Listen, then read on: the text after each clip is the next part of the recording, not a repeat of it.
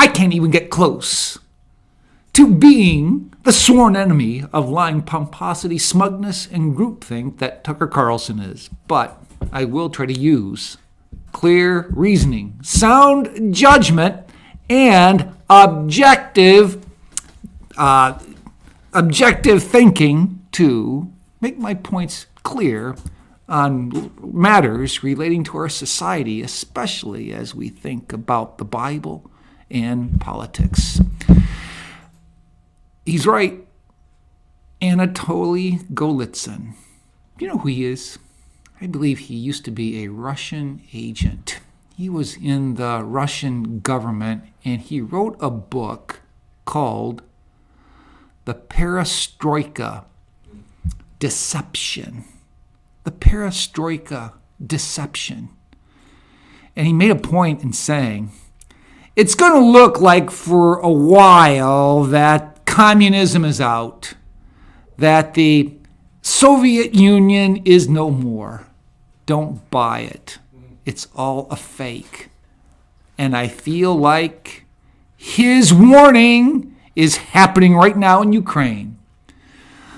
The perestroika deception is over. Why do I say that? Because Putin is invading Ukraine. Putin, a former KGB agent, has his sights on restoring the old Soviet Union glory.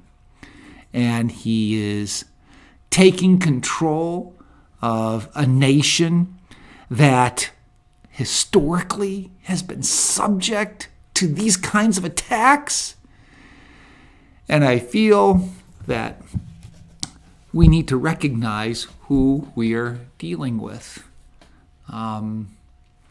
When we observe, too, what has just happened in the last 14 months with Afghanistan, that withdrawal being a fiasco, with our economy, inflation rising continually, with the aspect of immigration, our southern border being chaotic, with our military studying wokeness at such a time as this, when we think of Kamala Harris not making a good impression in Germany, and when we think of what we've done with our energy supply, meaning we were 14 months ago energy independent, and now that's lost.